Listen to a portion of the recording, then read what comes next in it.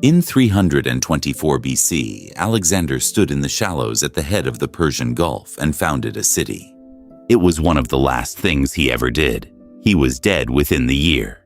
The city he left behind became the richest door between Rome and India. Today, it is 120 miles from the sea. Nobody moved the city. The sea moved. And for about 1,200 years, nobody could even find it. Picture yourself as one of his veterans, standing ankle-deep in warm mud on that shore in the spring of 324.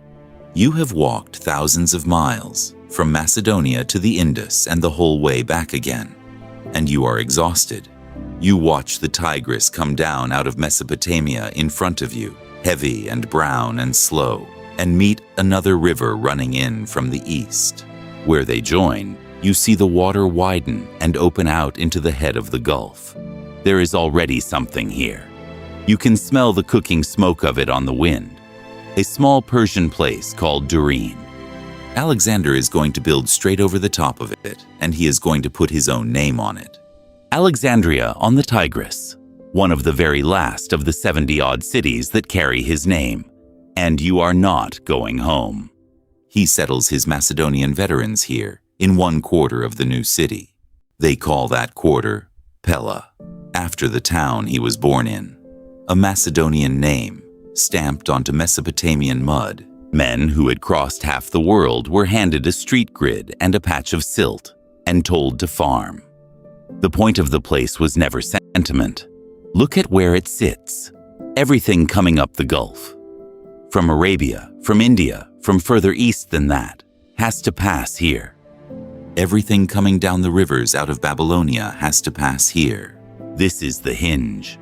A ship from India could tie up at this quay and unload, and the cargo would go on by river and road all the way to the Mediterranean. Whoever held it collected on the richest exchange in the ancient world without growing or making a thing. Alexander understood water. He founded his cities on it. It is the reason most of them worked. There was one problem with the site, and it was the site. The head of the Gulf is not solid ground. It is what two enormous rivers leave behind: mud, silt, marsh, and channels that wander. At some point after Alexander died, the rivers came up and took the city away. Alexandria was destroyed by a flood. We do not know the year. We know the outcome because of what had to be done next. Around 166 BC, a Seleucid king called Antiochus IV ordered it rebuilt. He renamed it Antiochia, after himself, which is what these kings did. And he put a man in charge of the reconstruction, whose name you should remember: Hyspaosines. Hyspaosines did not simply rebuild the houses. He built a wall against the water, an embankment running for 4.5 kilometers. 4.5 kilometers of earth raised for one purpose: to keep a river out. That is not a decoration. That is a city that has been drowned once and does not intend to be drowned twice. They knew exactly what the water could do.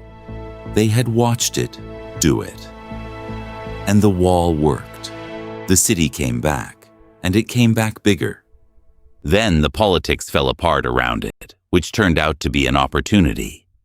The Parthians took most of the Seleucid Empire, and in the confusion, Hyspaosines stopped taking orders. In 127 BC, he declared himself king of his own state, Characene, and he renamed the city one more time, after himself. A Macedonian officer sent to fix a flood ended up founding a kingdom. For the next 300 years, this is one of the busiest places on earth, and almost nobody now has heard of it. Picture yourself as a merchant coming up the Gulf in the 1st century after Christ, with the heat coming off the deck.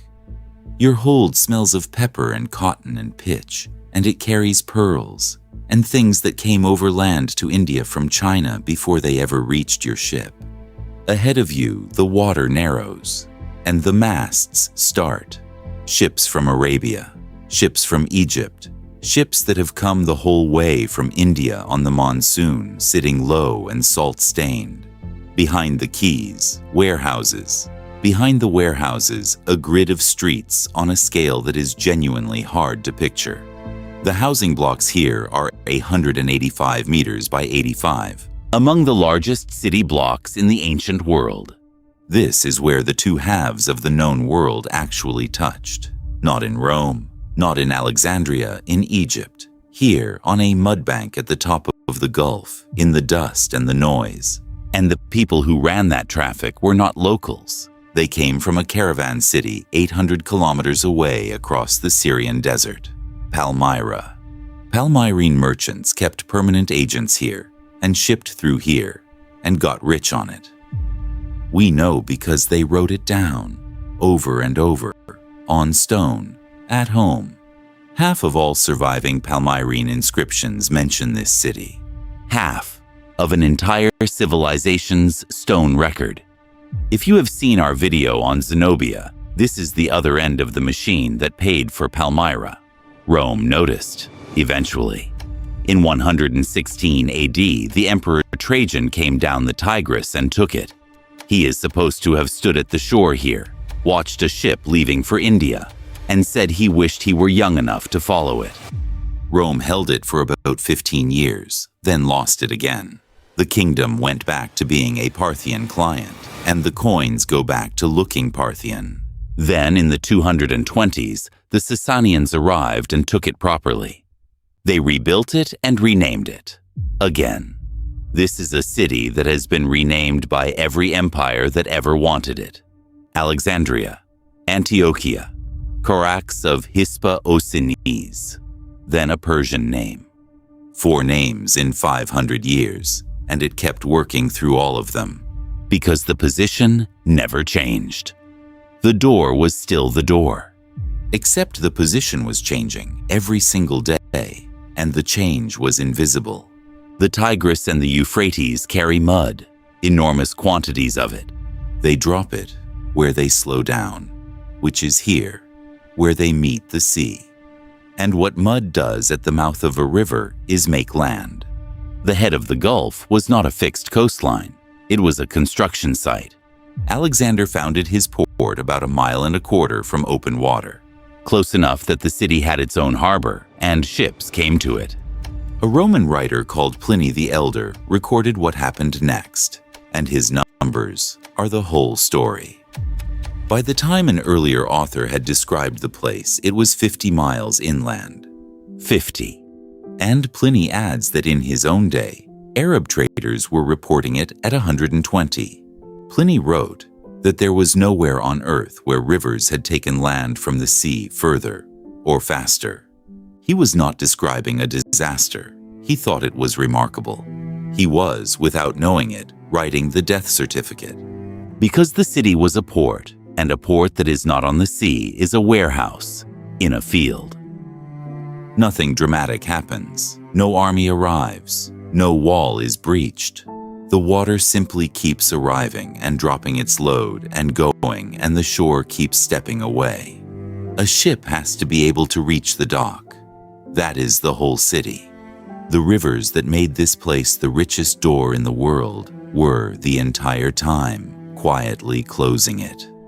It is the same death that killed Ephesus, on a scale 100 times larger. What is remarkable is how long it refused to die. It kept trading. It kept minting its own coins under the Sasanians, and then under the caliphs. There are coins from this mint struck as late as 715. 1,000 years after Alexander stood on that beach, the place was still open for business. But the trade with the West was thinning, and the water was still coming. In the 9th century, they finally gave up on it.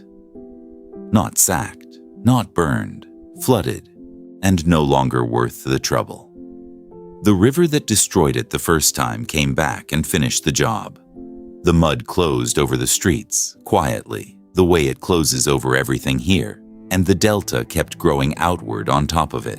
And a city that half of Palmyra's stones had bothered to name became a low mound in an empty plain. It was so completely gone that for centuries there was an argument about where it had even been.